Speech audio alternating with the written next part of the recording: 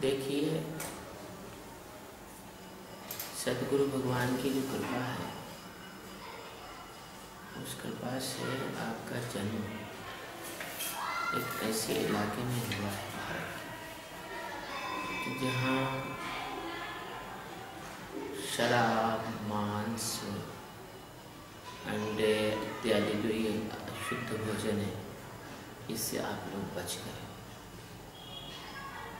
इससे आप बच गए। अपनी जो बातचीत हो रही थी वो ये है कि परमात्मा को यदि आपको पाना है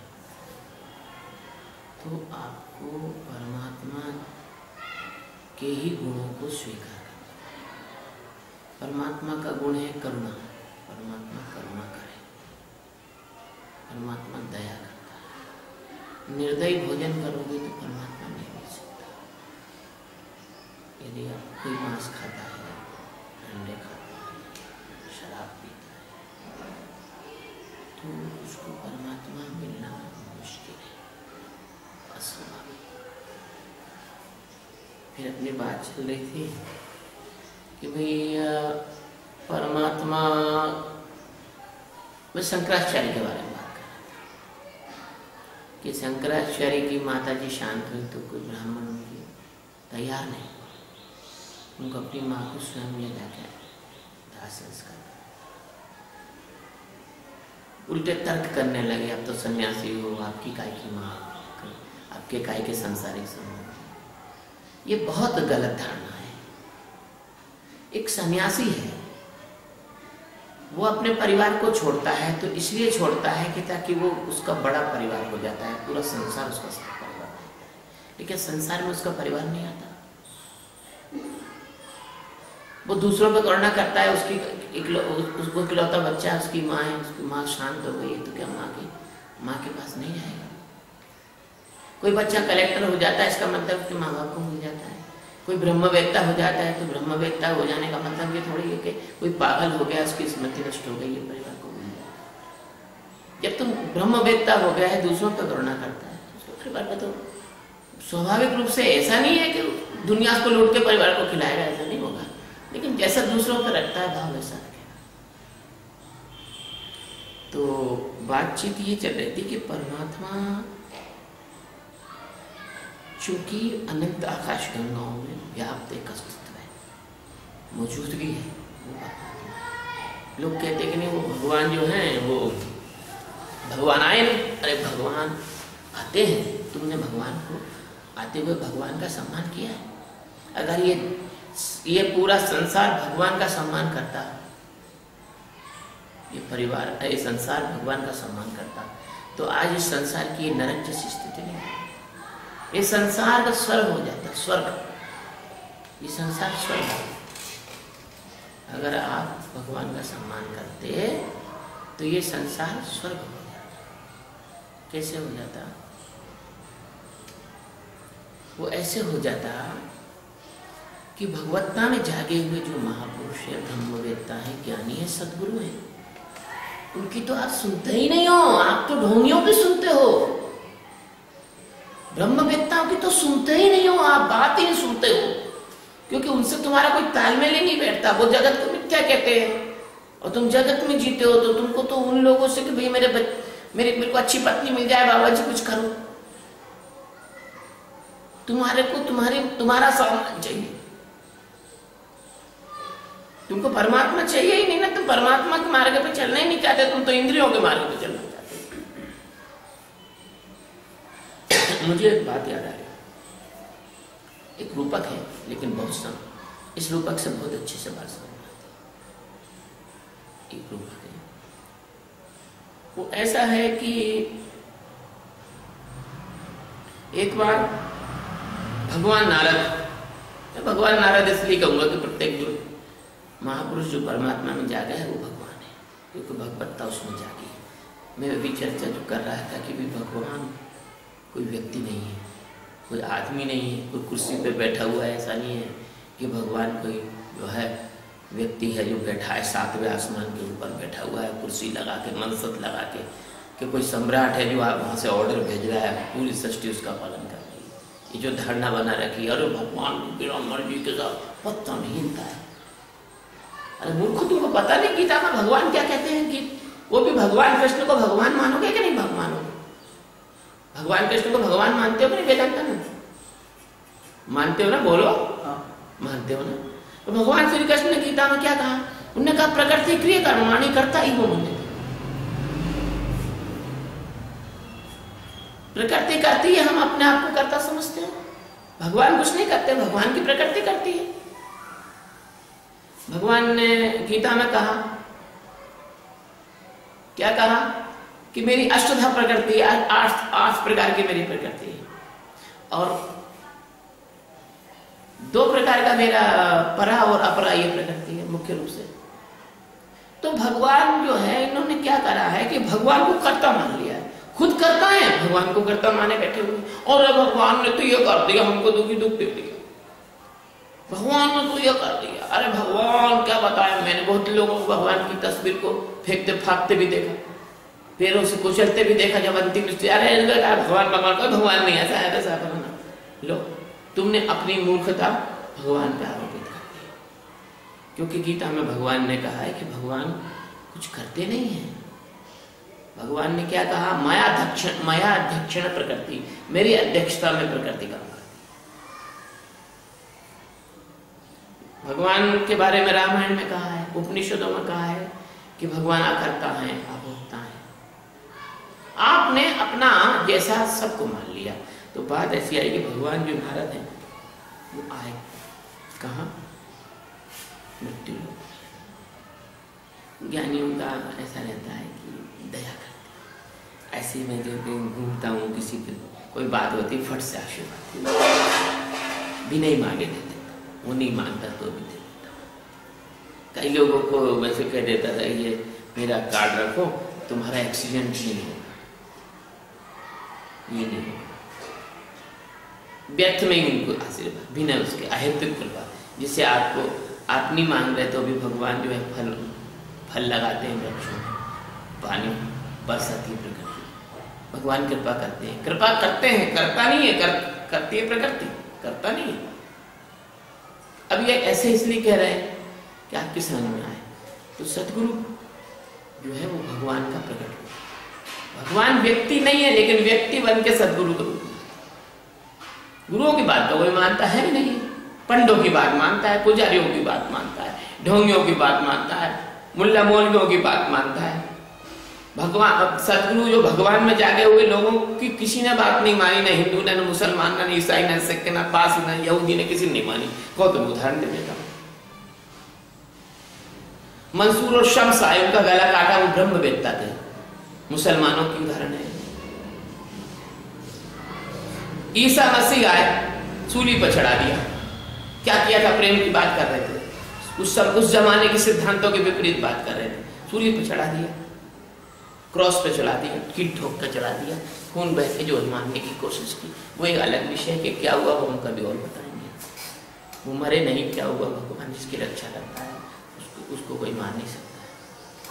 फिर बात आगे चली, हिंदू संत आए, कोड़े मारे लोगों ने, सिख संत आए तो दिल्ली के जो है, दिल्ली के जो राजा सुल्तान थे, उन्होंने किसी को आड़े से चीरा, किसी को उबलते हुए उसमें तेल में डाला, किसी को जोरावर और फतेह सिंह को जिंदा चुनवा दिया दीवार में।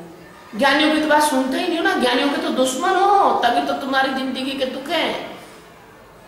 ज्ञानियों के तो तुम लोग दुश्मन हो, तभी तो तुम इतने दुखी हो, सुनते ही नहीं हो। भगवान प्रकट कह रहे कि प्रकृति की कर्माणि करता है, वो मन थे, प्रकृति काम करती है। आप अपने आप को कर्ता भोक्ता समझते हो, और यही आपके दुख का कारण है। आप अपने आप को कर्ता भोक्ता मत समझो, आप दृष्टा साक्षी शिवम हो जाओ। देखो आप कितने बने।